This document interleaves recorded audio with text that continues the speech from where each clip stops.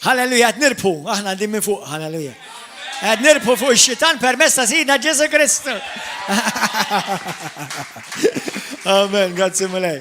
Nilqawkom eżis aħwa ta' YouTube, Facebook u televizjoni għal dan il-messaġġ. U jekk forsi xi ħadd minnkom qed jgħidu daw kemm huma entużjasti. Eżis aħwa, jekk int għandek Kristu ma tistax ma tkunx entużjast. Amen, l-iktar nies li suppost huma entużjasti fid-dinja mhumiex la dawk li jsegwu l-lob, la jsegwu l-politika, jew jsegwu xi jsegwu. L-iktar nies jkunu għandhom entużjasti huma l-Kristjani. Għax il-kelma entużjast fisser mimli balla. Tios, mimli balla. Ħalli nara kif jinstemaw in-nies li huma entużjasti. Għajna tu tifħira waħda lil mulej kbir.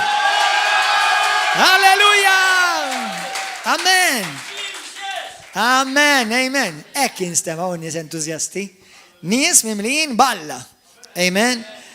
Mela, illum ħanaqsam magħkom illum huwa l-ewwel ta' Ġunju ta' l-2022. U 27 sena ilu eżattament din il-ġurnata jiena twelid mill-ġdid. Grazzi mulej. U għalhekk ħanitkellem fuq hekk. Għal dawk ġilhom iżjaqsu ma da kif qaleb. Illum ħanejdilkom kif qlibt. Halleluja. All right, ħanitolbu talba flimkien l-ewwel. Sewwa. Grazzi mulej. Missi Qaddis, ingrazzjawk tal-ħnina tiegħek u tat-tjubija tiegħek. Grazzjawk ta' kemm inti tajjeb u ħanin. Kemm ħabbejtna u kemm tħobbna u kemm tħobb il-poplu tiegħek u l-kreazzjoni tiegħek. Kellimna minn dan il-messaġġ illum, minn din it-testimonjanza, u rċievi mulej int kull tifħir, glorja u onur. Miss il-poplu tiegħek u għamel mulej din il-kelma ssib wens, ssib refuġju fil-qlub ta' dawk kollha jisimgħu. F'isem Ġesu Kristu. Amen.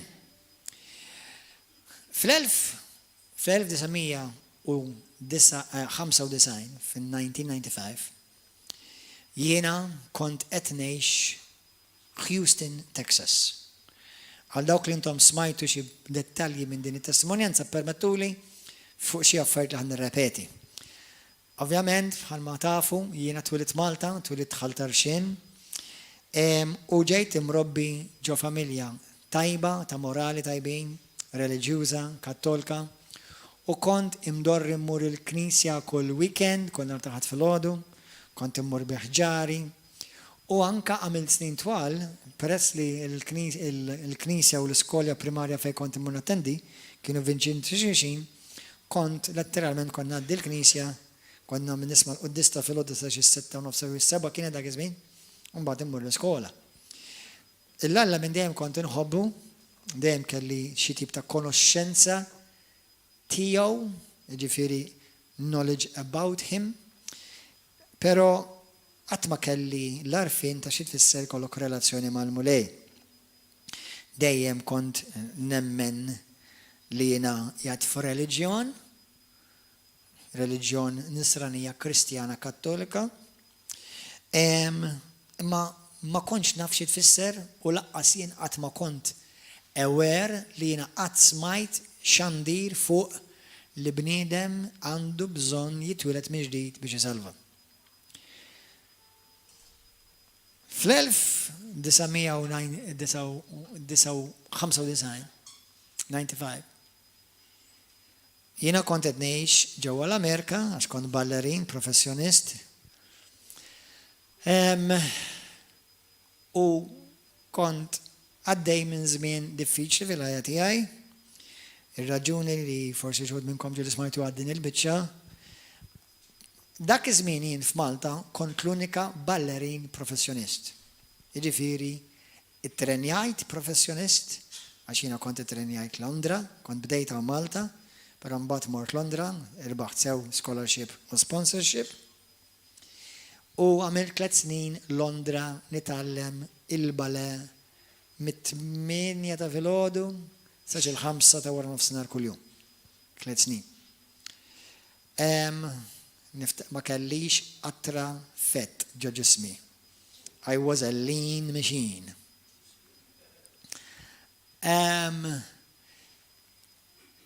Wara li gradwajt minn Londra, kont mort l-Amerika, kont dan iż-żmien xorta kont nattendi l-Knisja Kattolika kif kont imdorri, kont inħobb l-Alla bil-mod tiegħi, però kont imqareb bħal ħafna minnkom. Kont imqareb, kont nitkellem jew fuq il-bale, jew fuq in-nisa. Issa llum nitkellem fuq in-nisa u fuq l-irġiel. Fatt illum ħajtkellem fuqi, raġel, fuq Ġesu. Anyway, u kont imqareb minn dak il-attu. Ma kontx xi kriminal, ma kont naqra noti. U mnalla Ġesu salvani, għax kont inkun noti ħafna iktar. U intom kontu tkunu l-istess li ma sibx il-Ġesu. Amen. Anyway, imma kont għaddej minn żmien diffiċli għal-raġuni għaliex peress li jiena kont dak iż-żmien l-ewwel ballerin u l-uniku ballerin tal-balè, mhux ballroom, jew Latin, jew jazz, tal-balè. Malta ma kienux fejn jista' jkollok karriera. L-unika ħaġa li stajt nagħmel hija nagħllem jew niftaħ xi skola li qatt ma kien l-interess tiegħi. U niftakar li meta mort l-Ingilterra kienu qalu li ma tistax taħdem l-Ingilterra, dak iż-żmien Malta kienet għadha ma kienx parti mill-EU u qalu li trid tkollok viża speċjali u ma tistax taħdem l-Ingilterra. Mort l-Amerika, għamilt sena l-Amerika wkoll kelli sponsor ġewwa San Francisco. U meta kont San Francisco, belt sabiħ ħammens bħala belt, però kienet mimlija New Age, kienet mimlija affarijiet ta' psychics, tal-tarot cards, mimlija bħafna ereżijiet oħrajn, ġifieri. U in the meantime bdejt nindagaw daw l-affarijiet u anke mmur il-Knisja. Bosta mill-ħbib tiegħi, believe it or not, u jiena llum li ħanejt marrit inweġġa' lil ħadd imma ħanejt l-istorja tiegħi kif inhi. Bosta mill-ħbib tiegħi kienu assisin. Sa llum il-ġurnata u sa dak iż-żmien ħafna iktar minn hekk, ma kontx intqajt ma' assis wieħed f'ħajti, issa naf li hawn assassin li mhux kollha hekk. U da mhux qed ngħidu biex nattakka lil ħadd, din hija r-realtà ta' ħajti. Qatt ma ntqajt ma' assis wieħed Kattolku jgħidli aqra l-Bibja. Anzi, l-oppost kienet il-verità u kemm il-darba jgħiduli sew assassin Maltin u sew Amerikani kien jgħiduli il-Bibja tħawdek. U jien emmentom. Ovvjament, u fdajt dak li qaluli. Allura, kull darba nipprova niftaħ il-Bibja, vuċi kienet tgħidli u nutli qed taqra għax il-Bibja tħawdek. U hekk kienet tagħmel. Jiena kont imħawwad. Tiġà, ma kelli bżonn il-Bibja x'ħawwadni. U meta nipprova niftaħ il-Bibja, u li aħjar ma nitħawwadx iktar taf x'inti qed tsir. Sewwa? Imma in the meantime ukoll kont qed nipprova nsib job.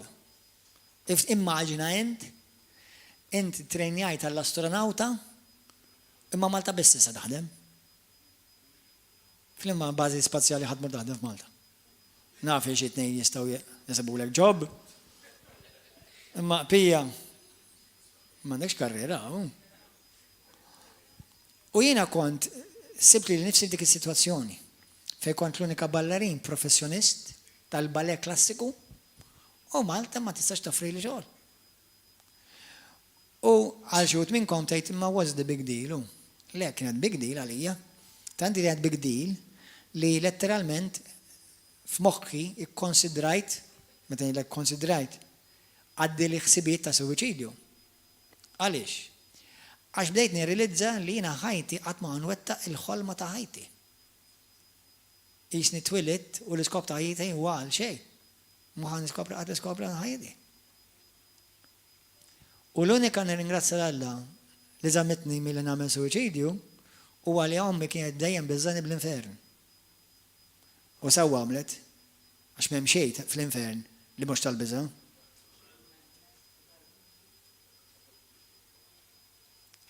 Għalkemm kont nittama li forsi ngħaddi sal-purgatorju. Imma anke l-purgatorju xorta kien jinstema tal-biża'. Għax ħafna nar, u ftit nar, xorta nar. U taħraq subajk safari ngħidx kemm twaħwaħ. Aħseb wara noqgħod ninħaraq għal ftit. Ma ninħaraq xejn. Imma l-option tal-ġenna kienet out of the question. Għax kont imqareb. Allura kont nittama li b'xi mod ngħaddi sal-purgatorju. Imma naf li suwiċidju ma kienx l-option ukoll għax naf li ma kelli l-ebda dritt nieħu ħajti bdejja. Allura kont għamilt żmien daqsxejn depress. U kont qed il-ħabib tiegħi li konna nixxerjaw appartament hemmhekk bħala żeffina. U kien spiritwali ma kienx Kristjan. U niftakar meta tkellimt mal-mulej, qed mulej jisni għandi ħajti għal xejn bla skop. Finqas minn ġimgħa il-mulej bagħat lil xi ħadd fi triqati jkellimni fuq Ġesu.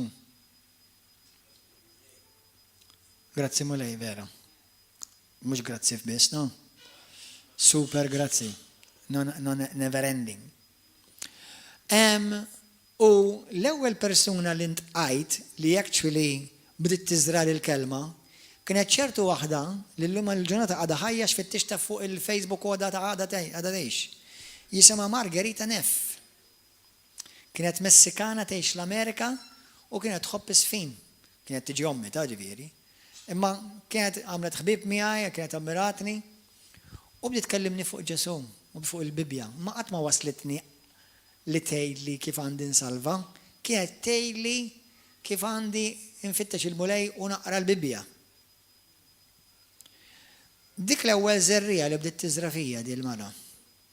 Però mbagħad xi madwar fil-bidu tal-1995 kelli opportunità nivvjaġġa biex nagħmel audition ta' sfin minn Houston, Texas lejn Phoenix, Arizona.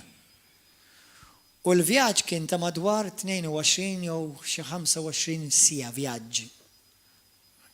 22 naħa u 22 l-oħra fuq ċertu Greyhound coach jgħidulhom. U morna mill-audition ta' sfin id-direttur kien kont toġobtu biex naqtalkom l-istorja fil-qasir. Għalli jridu nagħmlu avviż fuq il-gazzetta jekk ma nsibux ballerin, u mbagħad nistgħu napplikawlek għall-viża għax ngħidu li ma sebniex. U xi wara ġimagħtej għalli ħanabbandunaw di għalli jiddispjaċini ma nistgħux intuk xogħol qalu li għax anke jekk napplikawlek ħadd iswina ħafna flus biex nagħmlu dan ikollu. Imma on the way back, grazzi mulej, jiena kont bil-qeda fil-karozza f'din il-coach u daħlet wara dak iż-żmien kellha forsi jiena dak iż-żmien kelli kemm? 1995. Kemm jiġu? Kelli xi 23? Eżatt, 23, 27. U x'hekk jiġi 23? Iva, 23. Kelli 23. U di forsi kellha xi 60 sena din mara. Imma kienet fuq tagħha u ġiet ħarset lejja qalt li you look friendly, ħanpoġġi ħdejk. U poġġi ħdejja u għamilna sigħat twal di tkellimni fuq il-mulej. U għalkemm l-ewwel li tkellimni fuq Ġesu u r-relazzjoni li għandha fuq Ġesu għalija kien kliem ġdid. Għax kliema ma nstemax reliġjuż, instema li qisha għandha relazzjoni ta' mħabba ma' xi ħadd.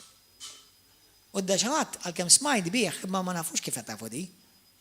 Ma nafux, di kif tafu, di poġġuta ma Ġesu jaw. Ġo qalbi ktib dak il-ħin, bissa jada nejli. Tajn di isa waħda poġġuta. Għatma smajt, u ġo qalbi ġo moħħ di daħsib. Għatma smajt, b'kull rispett, ma smajt l-ebda qassis għat jitkellem fuq Ġesu hekk. U intrigatni. Pero ma konċ għadni lest li nċedi l-armi, għaxi għarkli għalix ma diġiġ tarana l-knisja tagħna. Għarkli aħna knisja kristjana non-denominational. Ġifiri, m'għandniex denominazzjoni partikolari. Għarkli fil-knisja tagħna hemm nies mill-Filippini, mill-South America, mill-Indja, mill-Pakistan, mill-Amerika, għarkli mħaltin internazzjonali. U jina tilla minn izgurta, tilla xina kontent, jina I'm happy to be Catholic. Għarkli aħna għanna Catholic sem jiġu kol. Insomma, naf li kienet xelwa, she was sweet, very friendly. U kif wasalt Houston, Texas, bil-Greyhound bus, dil-aziza Margarita Neff, li kienet offrit li kienet ħadiġi diġborni minnin, ċemplit li fuq il-xejdu la il-mic, an announcement, Gordon Manche, come to the desk, you have a phone call. U kienet i. Għart li brother, għart li ma nistax nġi għalik ta' għart li għax waqfet il-karozza. Għart li issa jow għabat tal-linja jow imxija. U fej kien il-Greyhound bus station ġewa Houston, kien area naqaraf. Ma kienx area sabiħa. U immaġinajtni jena miexi fit-toro ek ballerin u roxmata nisraf madwari. That doesn't look good. Tifhem? Jisek tfajt għattusa fost roxmata kli. U dak il-mulej ġo għal biex ħana għamalin. U kull aqqas kelli penny fuq. Għandikun xi 20 cents kelli fil-bot bis. Fismi ta' kien, mux il-bank, d-zid, xi 20 cents. U di Margarita, ġemplit li, ovvjament ħallit li mwaxħalen. Pero dik li kienet ħdejja fuq tal-linja, jew il-coach, semat il-xejdu l-announcement. Għak li xieġrarek, brother, għak li għandek bżon xaħġa. Għattela jien, waħil taw, għak li għaxmettela minn kien ġejalija, minn ġejalija.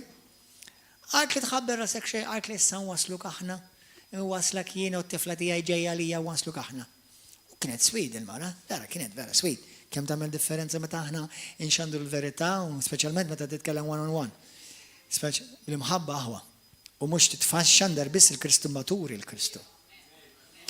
Amen? Alleluja. U dil-mara vera rajt qalba, rajt il-ġenerizza tagħha li she got out of her way biex twassal nid-dar tagħha daħna Houston, Texas, nitkellmu da. Houston biz, Texas, naħseb għandek l-Amerika, għandek l-Ingilterra kollha toqgħod fejn ġo Houston, Texas. Infatti l-Ewropa kollha toqgħod Texas. Għażek hija kbira Texas. Imma Houston ukoll bel kbir. Anyway, rajt qalba, rajt il-ġenerizza tagħhom, imħabba tagħhom u messitni. U ngħidlek il-verta peress li stednuni mur għandhom dil-Knisja, ġo qalbi qed parti vera ħelwin daw vera sweet u loving daw in-nies. Ma fl-istess ħin fitti. Tafu xi ħadd hekk. Naf li qed jgħiduli għal-ġid imma kemm huma fitti men. U allura ġo qalbi ara ħalli neħlesa minn fuq il-koxjenza. Peress li kienu sweet u nice u friendly u wasluni, ara ħammu narom darba u daqshekk kun naħsel li dejja minn dal-obbligu.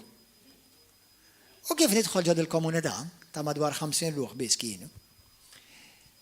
Għattilhom, mhux knisja, tinsix jiena bħala raġel mentalità kattolku pretendejt l-inef, statwi, kwadri, artali, irħamad, damask, mhix knisja de kamra. Even? Għalt li hawnhekk aħna fellowship. Sewwa? Imma għattorrajt, xorta ma ħassajtniex li mort il-Knisja, allura fl-għaxija mort neħlisa l-Quddis. Fil-għodu mort il-fellowship, u fl-għaxija leħi għadni mux għadni nħoss li mort il-Quddis għad, mela mort. Insomma, imma u intrigawni għax li mħabba li rajt fihom, u jipritkaw il-kelma, xaħġa li għaġbitni fihom, għaġbitni mens. Kulħadd bil-Bibja miftuħ fuq hekk. Fuq deh, fuq saħ. Bil-qiegħda u b'kos jiftaħ. Illa kulħadd bil-Bibja daw kollha mħawdin. Għax il-Bibja tħawdek mela daw kollha mħawdin. Għaxek għalli li l-fader. Għattimma mħawdin jiena vera għandhom il-mħabba għandhom il-ferħ ta' Kristu fuq wiċċhom. U niftakar pjanist. Kemm intom kemm importanti, kemm jiena u inti aħna msejħin nimministraw in-nies u xi kultant tkun qed tgħid kelma u timministrawhom kif iġġollilek innifsek, kif taġixxi l-attitudni tiegħek. U fil-pjanist kien jismu sal-lum il-ġurnata daw l-ismiet ma ninsjomat. Vinod Gunasekera. Mill-Pakistan. Vinod Gunasekera. Daw iċċu kien jiddi meta jgħadura lill-Alla jfaħħar. Issa daw kienu konservattivi, laqas kienu karizmatiċi derġa. Kienu kristjani konservattivi. Ma nagħlux ħafna jdejna, ma nwarsqux ħafna. Kollox konservattivi hekk. Sawa. U imma rajt xi ħaġa fihom. U intrigajt ruħi u bdejt immur. Il-ħadd filgħodu l-felgħu u l-ħadd filgħaxija qudies. U ħadd ma kkundannani, ħadd ma qallis ma ħiet idneħħi l-istatwi issa titkisser kollox. Tagħmlux hekk. Għax bniedem jista' jkisser l-istatwi kollha u xorta jmur l-infej.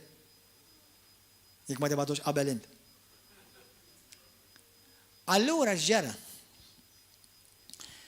Bdejt nisma' l-kelma. Il-kelma bdiet tidħol f'qalbi. Għadni ma tajtx ħajt il-Kristu bħalissa. Dak li aħna ngħidula il-punt fejn inti vera tagħti ħajtek il-Kristu konxu taf x'inti tagħmel. Imma bdejt nilbla. U bdejt ngħid ijara il-Bibja kif qed tgħidlek u jiena tallimtek. Il-Bibja tgħidlek u jiena tallimtek. U waħda mill-iktar skitturi li verament radikalment kien hemm bidla fija radikali, morru ħatarawha mis-sada. Ħalli fl-istess ħin ikun Bible study għalikom. L-ewwel Timotju 2. Niftakar li din il-komunità kien istudnuni għal-weekend, irtir u għal-pjaċir. U kelli xmata mistoqsijiet, kienu jieħdu paċenzja nuha biżbija. Nimsiken, għax mhux xi darba jew tnejn li l-pastor qed jipredka u jiena nolli dejja u rid insaqsek xi ħaġa. Li mhux suppost tagħmel hekk. Ma kontx naf x'ġifieri. Naf li kelli biż il-ġuħ u ma nafx l-affett kif iridu jmorru fil-Knisja. Imma insomma anyway. Imma fl-ewwel ta' Ġunju ta' 1995 iċċempilli waħda minn din il-komunità, Filippina, mill-Philippines. Hawn xi ħadd mill-Philippines hawnhekk? Hawn xi ħadd li jiġi fil-weekend mill-Philippines. U għalt li isma' brother, għalhekk hemm importanti tkun taf kif tevanġelizza, ejjew għamlu l-kors tal-evanġeliżm. Għalt li brother, għalt li inti ġieli aċċettajtu l-Ġesu u ngħidlek il-verità, offenditni waħda nobis. Għattila inti x'taħseb? Jiena Catholic. Inti taħseb li xi darba rreġettajtu? U kont se nagħtala. Għax rajta bħal speċi how come osi. How dare you tgħidli li jiena Catholic, ħita. Jiena nirċi fil-Ġesu kull filgħodu. Kull jum, kull darba li mor dis immor nirċivija. Għalili ma kontx naf meta joħroġ imma kull jum nirċivija.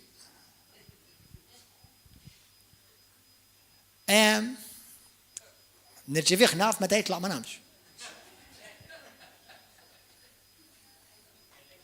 Tinsiex li jiena kont mentalità li dejjem smajt l-istess diska. U għart li wakkal ma naqra minn u taħan femek. U bdiet femni xi tfisser li inti tkun salvat. U saqsietni mistoqsija importanti. Għart li brother, għart li kiku inti tmut il-lum, inċert li int mur il-ġenna. Inċert li insalvat. U jina kont ngħix bil-biża għax ma konx ċert li insalvat, jien kont nibża li minix salvat. Infatti, naħseb ma kontx kont, naħsebx li kont salvat, infatti.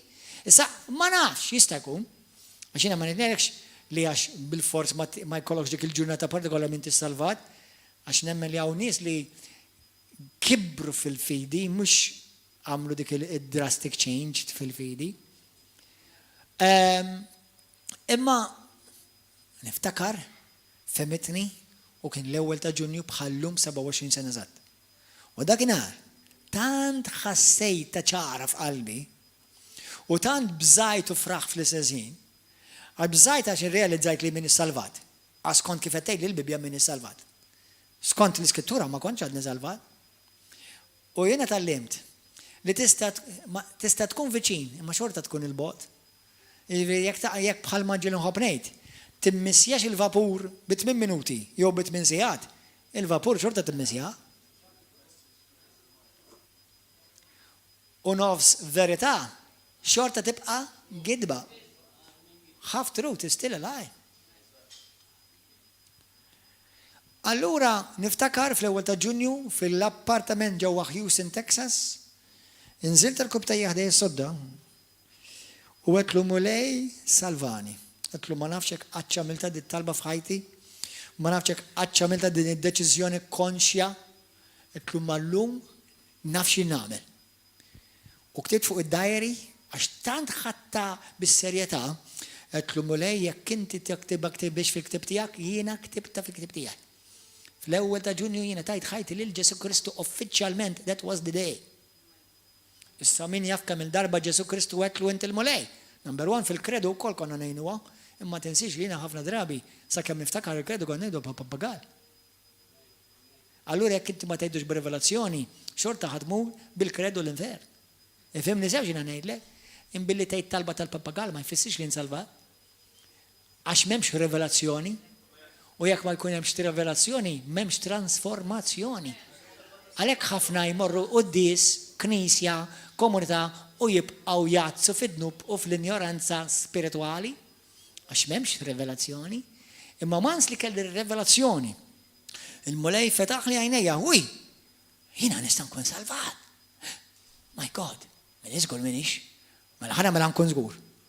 U tlabt dakinhar xtajt il-Bibja, femmitni din l-oħt u għart li muru għamela issa. U dakinhar meta jiena stidint uffiċjalment li nafu kont konxju daqqa l-ewwel darba li l-Ġesu jsir is-Sit tiegħi u s-Salvatur tiegħi u mpoġġi l-fili tiegħi fih biss biex isalvani. L-ebda qaddis, l-ebda patriarka u l-ebda knisja, Ġesu biss huwa s-Salvatur.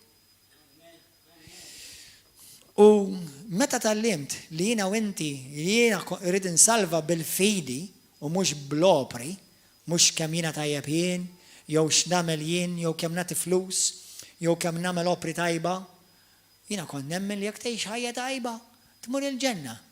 U tajjeb għal min, għalli ma standard tajjeb. Għall-istandard tiegħek jew għall-istandard Alla. Għax għall-istandard Alla m'hemm ħadd tajjeb. Ħadd mu tajjeb. ħadd mu għabladnu, kollha dimbu, kollha waqgħu mill-glorja tal-Alla, Romani 3:23. Kollha dimbu, m'hemmx wieħed tajjeb mingħajr dnub. Romani 3:10. Kollha. U ġejtu qalbi kollha. Lallu kollha l-qaddisin, mela, dimbu dawk, mela. Kif salvaw daw. U dan mbagħad, mela mbagħad waħda mill-iskritturi li messitni ħafna malajr kienet din l-ewwel Timotju 2:5 rawha. Għax Alla wieħed hu. U wieħed hu l-medjatur bejn Alla u l-bniedem. Il-bniedem Kristu Ġesu. Aħwa meta qrajta din l-ewwel darba ħassejt rivoluzzjoni ġovija.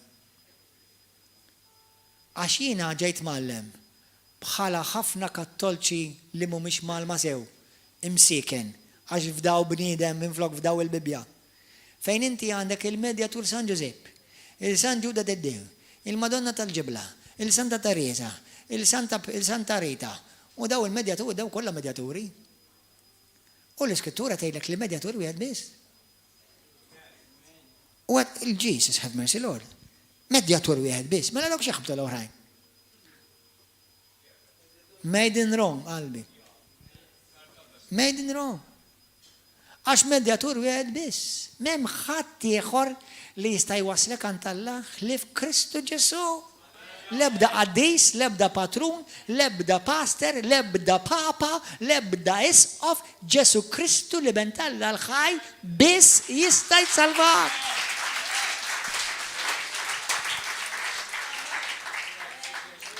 U ngħidilkom il-verità, kelli ngħaddi minn żmien fejn kelli naħfer il-Knisja Kattolika u kelli naħfer il-ruxmata qassisin li dejjem kienu jgħiduli taqrax il-Bibbja x'tħawdek. Kollha ħfirtilhom tibżax, anzi tlabt ħafna għaliju. Imma kemm kont imqarraq. Atti kapitlu 4, Atti 4, ara xi tgħid l-Iskrittura, vers 12. F'ħadd ħliefu ma hemm salvazzjoni. Għax imkien taħt is-sema ma hemm isem ieħor mogħti lill-bnedmin li bih aħna inkunu salvi. Kattolċi jeżis, għal min għandkom qalb biżżejjed biex tirċievu l-verità u l-verità ma toffendikomx, minn flok issalvakom. Il-Madonna ma tista' ssalva l-ħadd minnkom. L-ebda papa ma jista' jsalva ħadd minnkom. L-ebda qaddis laqqas jekk taqbad il-qaddisin kollha u tagħmilhom f'pakkett wieħed. L-ebda laqqas il-qaddisin kollha flimkien ma jistgħu jsalvawk. Ġesu biss jista' jsalvak. U meta din il-verità ġiet quddiem għajnejja, qabadni ruxmata ferħ u ruxmata rabja, għax jien sfortunatament ma nistax nagħti t-tort il-ħadd ieħor, ma fl-aħħar mill-aħħar jien kelli t-tort għax jien fdajt il-bniedem b'għajnejja magħluqa. Meta l-Bibja tgħidlek tafda l-ebda bniedem b'għajnejk magħluqa. Alla jgħidlek ħobb il-kulħadd, imma meta jiġi l-affarijiet spiritwali tafda lil ħadd, iċċekkja lil kulħadd. U taqtax tiġġeneralizzax. X'imbagħad hawn Kristjani li jħobbu jiġġeneralizzaw. Tiġġeneralizzax. Jiena di l-esperjenza tiegħi. Il-qassisin li konna mela magħhom Malta kien jgħidu li taqtax il-Bibja għax tħawdek. U wieħed minnhom partikolari kien jgħid li l-Bibja minn kidibha. Meta jien sirt Kristjan radikali u għommi u missieri tex kemm kpew u argumentaw imħabba fija, għax qalu li qaleb da qaleb. Mbagħad qalbuma.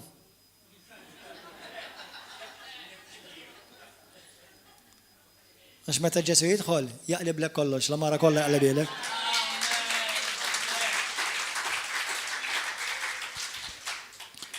U ġabu li dal-qassis li kien ħabib taħ il-familja ħafna. U dal-għaziz qassis għadek laqqas taf kemm għamel ġid. Għax li l-ommi u missier għallu l-omment, aħna kif nafu li dinja l-Bibja l-kelma talla. U nettilhom, smajt għad-daqqa għapa ma.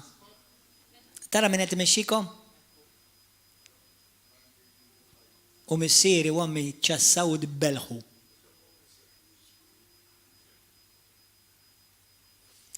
In the meantime, jina, kur rispettat nejda di, marraċin weġa l-ħat, imma din hija l-verità talla. Ommi ovvjament u missieri kienu nkwetaw għall-ewwel, illum jirringrazzaw il-Alla għax permessa Kristu salvati, mhux permessa l-ebda knisja. Laqas River of Love ma salvakx. River of Love twaslek għan Ġesu biex jisalvak, ma mhux River of Love issalvak. U nemmen fil-knisja jiena, u nemmen f'ordni. Ma fi knisja li tammen il-kelma talla ta' mhux ħmerijiet u li pastar di arderizmu. Made in Rome. U jek tuħu għalik, mur tkellem malla. U jek t-tiffaċċjani, you're welcome. Imma ġib l-Bibja. Jek kapaċi t-konvinċini li jien fl-izbal mill-Bibja, nerġa' nsir kattolku. I promise you. I promise you. U Ġwanni 14:6 xi tajt, Ġesu dan jgħidha, jien it-triq, jien il-verità u jien il-ħajja, ħadd ma jmur għand il-missier jekk mhux permezz tiegħi. Din hija l-esperjenza tiegħi, xtajt il-kelma ta' war kollox. U mbagħad waħda mill-affarijiet li wkoll bdew ibernu f'moħħi hija Efesin 2. Dawn huma skritturi li Alla uża ħafna fil-bidu tal-Kristjaneżmu tiegħi. Efesin 2. Tinsiex li aħna konna malma li inti titmur il-purgatorju, dbati għal dnubietek, joffru l ruxmasa uddisat għalik, li daw, meta tibda taqra l-Bibja. Mhux tal-li ma ssibhomx jissemmew, laqqas tissemma ħjiel tagħhom. Laqqas jissemma ħjiel ta' daw l-affarijiet. U ħanejlek ta' tibda tiġi ċċalenġjat. Għax jiena kont reliġjuż li kont inħobba r-Ruma ta'. Jiena ma kontx pereżempju antiklerikali. Aw min sar Kristjan, forsi għalhekk kienet faċli ħafna iktar li jitlaq l-Ruma għax kien antiklerikali, ma jien ma kontx. Jien kont midħla tal-qassisejn.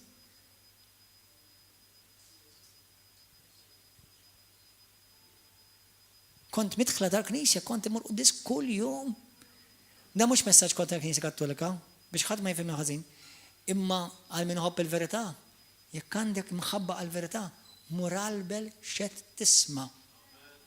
Bimħabba assoluta għal Kristu sidek u għal kelma tiegħu. Il-proxmu ħobbu, il-qassis ħobbu, il-patrijiet ħobbhom, il-papa ħobbhom, imma meta tiġi biex tafda biss il-Kristu għal ruħek.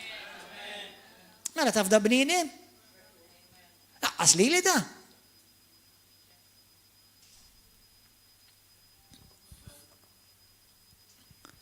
Halleluja. U fi ktib ta' Efesin kapitlu isma' għadi, 2 vers 8. Intom salvi bil-grazzja permezz tal-fidi. X'inhi di? Jiġifieri salvat bil-grazzja tfisser mhux mertu tiegħek, mhux għax jistħoqlok. Ħadd mu salvat għax jistħoqlok. Jew għax intajjeb, jew għax inti tajt il-flus il-puttinu kers, jew ħallas xi qoddisat xi sentej bil-qudiem il-ta' xi ħadd. Dak huwa paganizmu ibbażat fuq gideb sfrenat mill-infern b'awtorità tal-kelma tal-Alla u l-kelma ta' Kristu qaddis. Ngħidha dak il-kelma. U mhux qed ngħidha b'odju b'imħabba l-verità biex l-erwieħ jisalvaw. Intom salvi bil-grazzja mhux b'mertu tiegħek. La għax ta' tiddeċma, la għax ta' l-offerta, la għax inti tiġi l-Knisja, issa dawn nagħmluhom. Imma nagħmluhom mhux biex insalvaw ta' għax ħadd ma ħajjixtri lill-Alla. Kemm matul iż-żminijiet ħallew artijiet u djar biex jaħastra jsalvawhom jinqalgħu minn fuq il-purgatorju. Kemm ġew misruqa uliet għax in-nanna u l-mami jew id-nannu ħalla kollox lill-Knisja. Issa m'għandi xejn li inti tagħti l-Knisja biex il-Vanġelu jiġi mxandar. Kristu jgħidha dik, ma mhux biex jissalva mill-infern. Qed tixtri l-Alla bil-flus. Inti rajt jgħid. Taf x'dawwa inti di. Taf li d-dinja dawwa serja inti. Inti tgħidlu lill-Alla d-dem ta' bil Ġesu Kristu ma jiswa xejn. Il-mewta ta' Ġesu Kristu fuq is-salib li sar ikkappulja talija ma jiswa xejn. Il-kelma tiegħek ma tiswa xejn.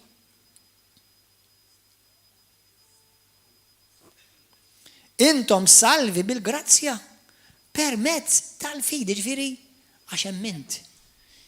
U dan mhux bis-saħħa tiegħek. Hemmhekk issillek kull gburija reliġjuża. Mhux bis-saħħa tiegħek. Imma dan don ta' Alla. Jekk huwa don, ma tistax tixtrih għax inkellem għax don. Sewwa, dal-qalsiet li għandi fuqi taw li rigal, don. U ħattu. U għaġabni. U l-bistu. Kieku ma għaġabnix, ma l-bistux. Sawa. Infatti, dan don. Daw iċriket, kolla doni. Infatti, inkolnikom jien don. Għax kull mandi ma tajtux li l-nifsi tajuli. Amen. Kull mandi u kull ma jien, Alla tajuli. Amen. U ankintom doni, modija minn Alla, għal-glorja tal-Alla u għat-tisħiħ tal-Knisja. Amen. Halleluja. Mela l-għawa don ma tistax tixtriħ jew timmeritaħ, tista' biss b'umiltà, grazzi mole. Umbagħad ma tibdix tgħix biex issalva, umbagħad tibda tgħix bi gratitudni għax insalvat.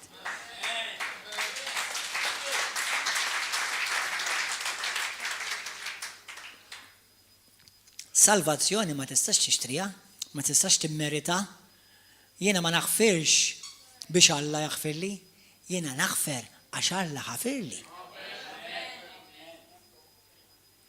Amen. Inti ma tagħtix biex taqla, inti tagħti għax tiġa laqajt. Amen. U dan mhux don tal-Alla dan mhux bl-opri tagħkom biex ħadd ma jiftaħar, ħadd ma jmur qudiem Alla. Daw huma skritturi li bidlu li ħajti fil-bidu tal-mixja tiegħi fil-mulej. Kon nimmaġina jiena min jaf kemm ħajmur jiftaħar għal dawk il-qassi żgur salvat, dik is-soru dik żgur salvata, u dawk li morru fil-missjoni daqs kemm jagħmlu xogħol dawk żgur salvati. Jiena x'nagħmel? Jiena niġri wara xi waħda kont. Sawa? Konna raffariet li mhux suppost tara. Qatt ma sraqt bank vera. Sewwa? Imma qatt ma kelli l-opportunità lanqas.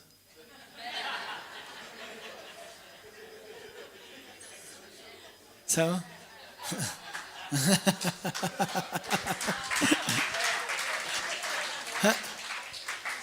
Mhux hekk in-nies jgħidu jiena qatt ma sraqt xi bank ta' qatt ma qtilt xejn, żgur. Żgur qatt ma qtiltin. Għax kont l-Iskrittura l-ewwel Ġwan 2 tgħidlek jekk inti tobgħod il-ħuk fi qalbek. Qtiltu. Kemm hawn Kristjani li qed jilagħbuha. Il-passer ħuk ta' dawk li qed tattakkaw fuq il-Facebook. Dawk huma aħwa fi Kristu dawn. U attent ma tmux tieħu x-xokk ta' ħajtek. Dawk huma l-istess nies mixtrija bid-dem prezzjuż ta' Ġesu. Amen. Mela daw li bidlu li ħajti. Amen. U minn hemm lem sirt radikali. Radikali għax tgħid kemm kont ferħan. Ovvjament daqqa waħda moħħi infetaħli.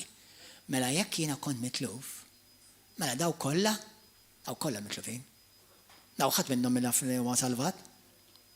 U bdejt nevangelizza isni machine gun preacher.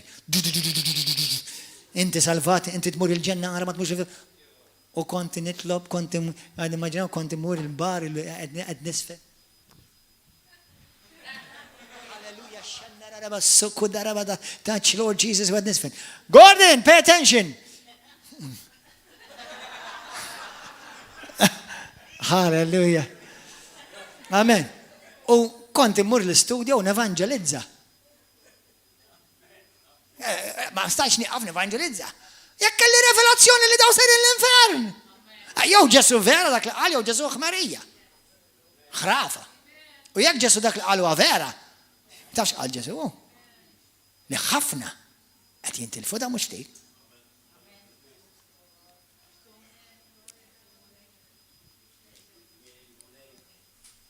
U għet jintilfu, inklus nis li jmorru l-Knisja.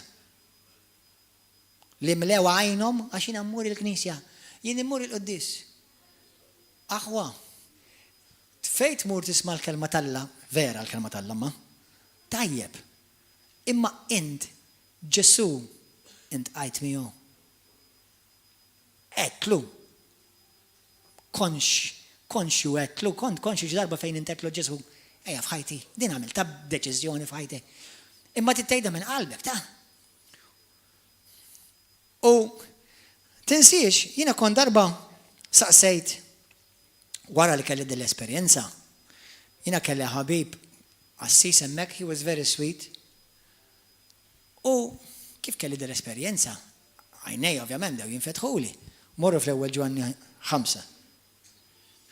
U għetlu isma' għetlu aħna, inti taf jekk hux salvati jew le. Kelli ħabib ieħor, Assis ieħor tal-Ġeżwiti, Jesuits. Qedlu inti taf jekk inti salvat, għalli I hope so. Għalli min iżgu, tlum inti min iżgu. Dal-Assisin bita minn fom mill-Assisin beda jiġi ħa. Tinsiex qedtilkom jiena ma kontx antiklerikali, kont mitla dak Knisja kont niġri mal-Assasin.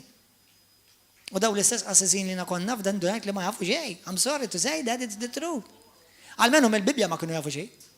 Jew jekk kienu jafu xi ħaġa ma nafx ma qalu ilix. U inkan da ma jafx, allura int Assis u laqqas fejn insejjer. Immaġina li inti tixtieq il-mellieħa U ngħidlek ejja ħammor ejja, imma inti taf fejn għamel li ħalleta, u sansibuha. Ma ħalfej ħansegwi lilek jekk inti konfuż iktar minni. U in mitlu f'daqsi, kif ħansegwi lilek? Irid insegwi xi ħadd li jaf fejn għall-Malliħa jekk irid imur Malliħa, mela ħammor qed insegwi biex noqgħod indur Malta. U l-għami, bravu. Imexxu l-omja, imexxu l-omja. U dik hija r-realtà ta' dispjaċir ta' ħafna nies fid-dinja. F'Malta inkluż. Jimxu wara nies li laqqas huma stess ma jafu li huma sejrin il-ġenna. U hekk jgħid, jekk mhux jew l-infer. U Ġesu hekk jgħid ukoll. F'Mattew kapitlu 23. Morru aqraw Mattew 23 x'ħassla Ġesu jagħti sfortunatament lir-reliġjużi. Somma, mbagħad naqra fl-ewwel Ġwanni 5 marru wara għadi jara. Uqra jdint qajt ma' di. U x-xhieda hija di. Vers 11. Mela din hija l-kelma t'Alla. Ġesu jgħid fi Ġwanni 8:32 u 32. Intom jekk intom tridu tkunu tassew id-dixxipli tiegħi, iżommu il-kelma tiegħi. U intom tiskopru l-verità u l-verità taħilsek. Li la pastor ma qalani minn reliġjon, la evangelist ma qalani minn reliġjon, la xi of jew papa jew xi profeta. Kristu qalani minn Ruma. Kristu. Għax id-deċidejt għajnejja minn fetħuli li rrid nafdax għal Kristu mhux għal il-bniedem. Saħan sitra anke kunet ġejt minn ommi u nħobbok ma, imma jekk mhux ħadejd li dik xaqbel ma' Ġesu, I'm sorry. You're wrong. I'm sorry pa, nħobbok u tibqa' missieri, imma jekk dak li tgħid li mhux ġej mill-kelma tal-Alla, I'm sorry. For me, bye Rome.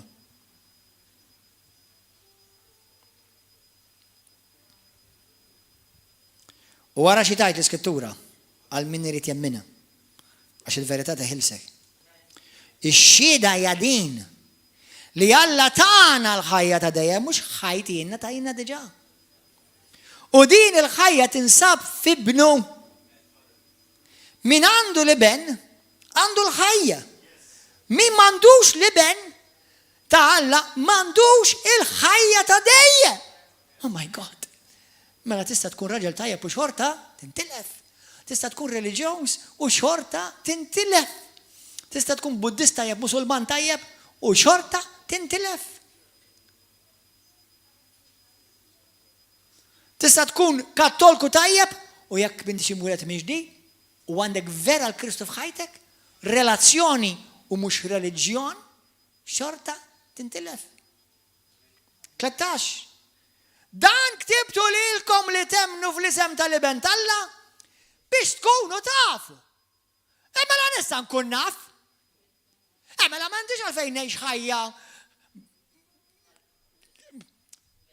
imbessa, ma tgħid ħanamilha, ma tgħid ħansalva, ma tgħid jiena ħammel ġanna. Mela nista' nkun naf hawnhekk Kristu qed jgħid inti tista' tkun taf.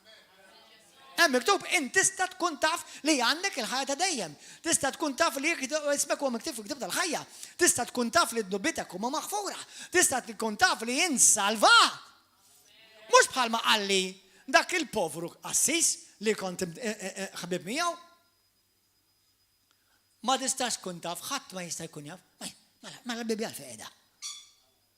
Bible, basic instructions before leaving earth.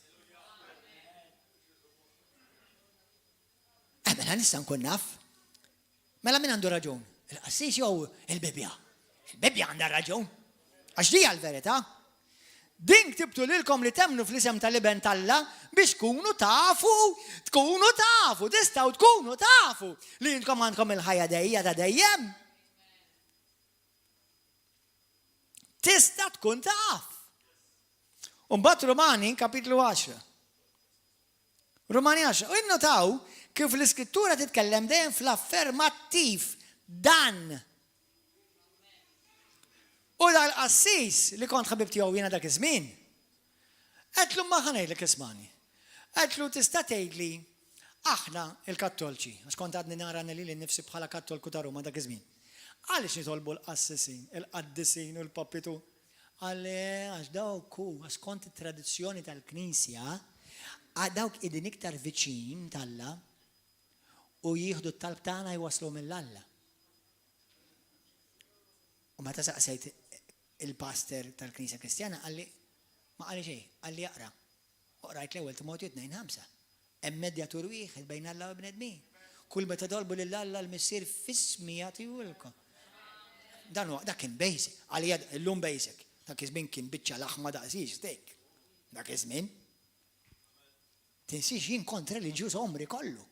Konta minn żmien kont naħseb li ħanżel qassejs. Issa sirt isqof.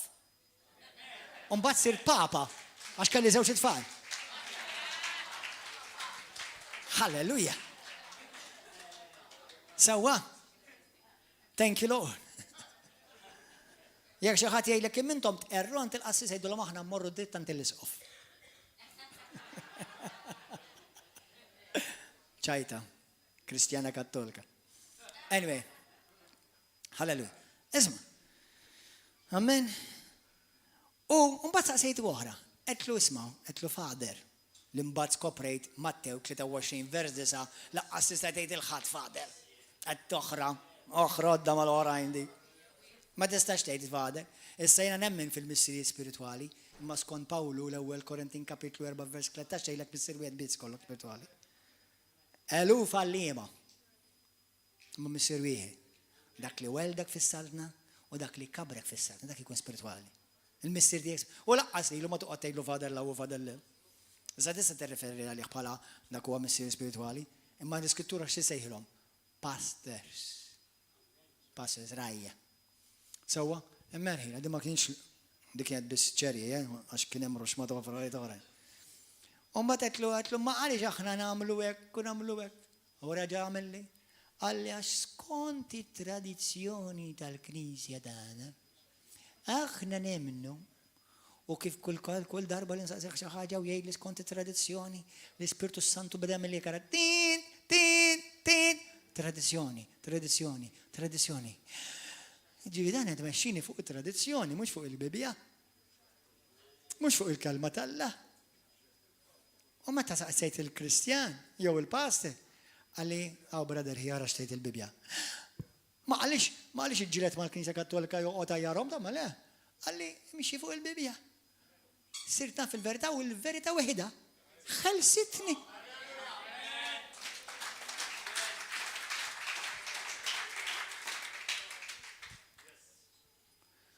Amen. Isimgħu għadi. U minn hekk u hekk salvajt. Hekk Alla salva li ruħi. U l-lejla jekk hawn xi ħadd minnkom tgħidlina passer nixtieq inkun żgur li nsalvat. Nixtieq inkun żgur li jien għandi l-ħajja ta' dejjem, nubieta maħfura. Ħanedgħu aħwa. Tista' tagħti ġidek kollu lili. U ngħidlek thank you. U kollu nieħdu jekk tħallihuli. Nagħti minnu l-Knisja u l-Miżjoni ma nieħdu. Imma xorta l-intern żejjed.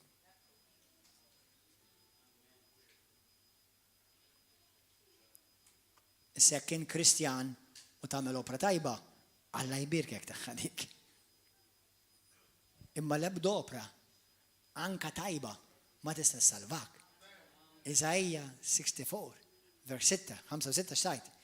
Anka l-opri tajba tagħna quddiem Alla huma bħal ċarruta mniġsa. L-opri tajba ta' imniġsa aħseb wara iħsina. Mela jena żgur ma kellix tama, ħażina kelli turrun. U tajba ma tantx kelli, ma għalftir li kelli xorta ma kienu ġajbin.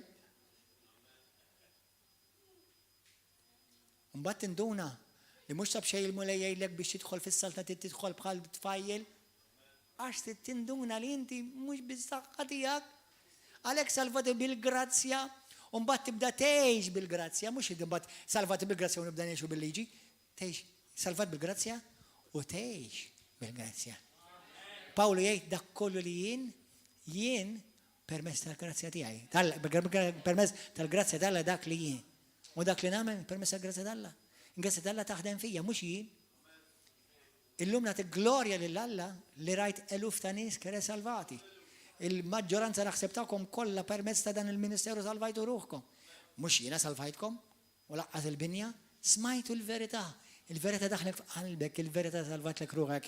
Illum inti taf li d-destina tal-ġenna u għanx li toħroġ minn dan il-ġisem. Int ħatkun preżenti mal-mulej. Halleluja.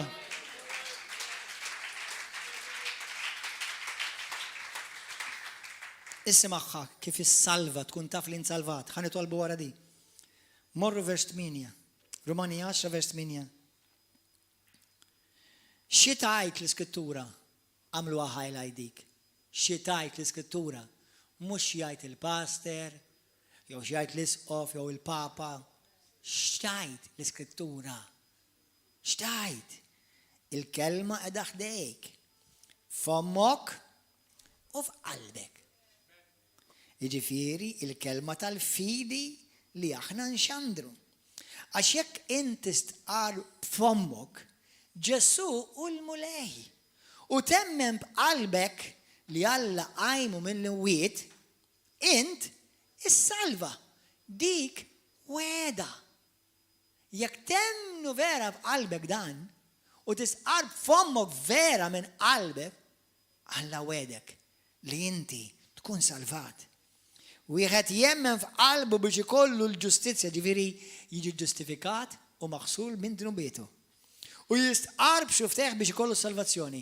Is-salvazzjoni issa ssir tiegħek. Għax iskrittura tajt, kull min jemmen fih. Kull min jemmen fih. Kif? Tittemmen fih kada kif għarlek kif temmen fih. Ma jintilifx. Dik hija l-weda. Ma hemmx għażla bejn Ludi u Grik. U s-sit ta' kulħadd. U għani ma daw kollha li jsejħulu. Għax kull min isejjaħ jaħseb il-mulej salva. Jekk inti llum qed tisma' dal-messaġġ, tiċċansjax li timmissja s-salvazzjoni. Ġesu biss jista' jsalvak. Jekk int kattolku qed tisma' dal-messaġġ għall-programm, tista' tkun qassis, jien m'iniex kontra l-qassisin. Kontra l-gideb iva. Jgħidu min jgħidu tista' tkun ommi tgħidu, xorta nibqa' nħobbok, imma mhux ħanaċċettaħħa. Il-qassisin nħobbhom u nirrispetthom u ħafna drabi nitolbu għalihom. Imma jekk inti m'intix ħatgħid li xtejt il-kelma fit-testament ġdid, skont klim Kristu, skont il-patt ġdid, I'm sorry, you're wrong. And I love you, even though I believe you're wrong. Imma l-biċċa xogħol hija di, l-imħabba tiegħi għalik ma tbiddilha xejn, l-imħabba ta' Kristu għalik ibiddel kollox. Amen, ġifieri dan ma kienx messaġġ attakk kontra ħadd. Li kont Musulman kont ngħidilkom ġejt li mill-Iżlam, li kont Ortodoss kont ngħidilkom ġej mill-Ortodoss. Jien ġej mill-Knisja ta' Ruma ta' Ruma, mill-reliġjon ta' Ruma. Kien hemm it-tajjeb u t-tajjeb żammejtu bħat Trinità bħal mettilkom id-darba l-oħra. Sewwa u minnu Ġesu. Imma ma kontx nafu.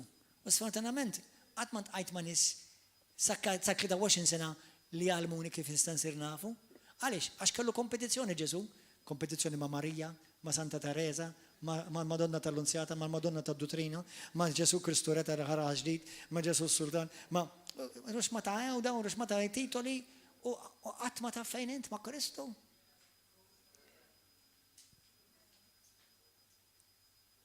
Kon ngħid il-kredu, illum ukoll ngħidu l-kredu għax għadni hemm imissa ngħidu b'revelazzjoni, na? Jiena nemmen falla l-wieħed, il-missier li jista' kollox, ħala s-sema u l-ord. Mela kollu nemmnu dak. Sewwa. Imma faċli titla f'reliġjon ta' vizzju u xorta timmissja l-ġenna. Il-ġenna l-bib tagħha huwa dejjaq.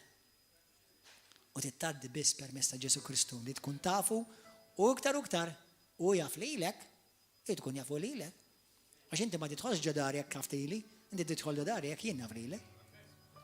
Mela jekk inti tkun salvat żgur, għaw ġati jkun salvat żgur, tkun ċert li nsalvat u li dejk issa stess. Tkollok is-salvazzjoni żgur, tkun ċert għaw ġat. L-lessi tagħti ħajtek il-Kristu, tgħid li jiġi f'ħajtek jisalvak u li dejk. Xaħat ieħor li inti fuq YouTube, Facebook, televiżjoni, ejda talba warajja minn qalbek. Ejda minn qalbek. Ejda minn qalbek. U ejda għajjat. Mhux taħsibha, tgħidha. Ejda l-kliem. Missi qaddis. Grazzi tal-kelma tiegħek. Grazzi ta' Ibrim Ġesu. Illum nara flina midneb u ma nistax insalva li l-nifsi. L-opri kollha tajba tiegħi mhumiex biżejjed. L-ebda reliġjon ma tista' salvani. L-ebda knisja ma tista' salvani. L-ebda bniedem ma jista' jsalvani. Int biss Ġesu tista' salvani. U nitolbok salvani issa stess. Ejja f'ħajti, poġġi fuq it-tron ta' ħajti. Aħsilni bid-dem qaddis tiegħek u imlini bl-Ispiritu Santu. Nemmen Ġesu li inti liben talla l-ħaj. U fuq is-salib batejt għalija u batejt f'posti. Għadnu bit kollha tiegħi u ħadd fuqek il-mart kollu tiegħi. U permezz tal-mewt, id-difna u l-qawmin tiegħek illum jien salvat. Poġġi fuq it-tron ta' ħajti. Nemmen fik mulej. Fik biss nittama, fik biss impoġġi it-tama tiegħi u ta' ruħi. Grazzi li salvajtni, bola ħabbejtni bimħabba kbira u tremenda. Illum il-qudiem użani mulej. U għejni biex ngħix għalik. Dan nitolbok minn qalbi u nirringrazzjak li smajtni f'isem Ġesu Kristu. Amen. Jekk inti dik it-talba, issa kompli jikber, illum intu rid miġdid, salvajt. Alla jafek issa, Alla jsaħlek ibnek u binti, ibni u binti. Issa, Alla jibda jkellmek kuljum, ibda qra l-Bibja. Segwi l-messaġġi minn ġewwa YouTube fuq dan l-istazzjon. Tkellem mal-mulej, bit-talb, faħru ringrazzjak, kif tqum l-ewwel ħaġa l-ewwel tagħmelha tingrazzja l-mulej. U mela titlob taqra l-Bibja u ejja xierek. Alla għandu familja. Ma tistax tkun għal rasek. L-ebda Kristjan, minn l-ebda Kristjaneżmu tgħix għal rasek. Jekk inti minn għalik inti tista' tgħix għal rasek bħala Kristjan, m'intix qed topera sew kif verament il-Bibja tgħid. Mela għamel kollox sew quddiem Alla, issa li salvak. U bdieħ. Għax tħobbu, għax tapprezza dak li għamel għalik. Għalhekk ejja, kull nhar terba' u nhar tasib ġewwa River of Love. U l-ħadd filgħodu. L-erba' u s-sib fis-seba' u l-ħadd filgħodu fl-10. Pija. Ftakar Ġesu jħobbok. Illum li inti għażilt il-Ġesu, insalvat. L-infern tilfek. Illum inti id-destinat għal-ġenna. Dan mhux mertu tiegħek u laqas mertu tiegħi. Mertu tiegħu biss. Glorja l-Mulej. Amen.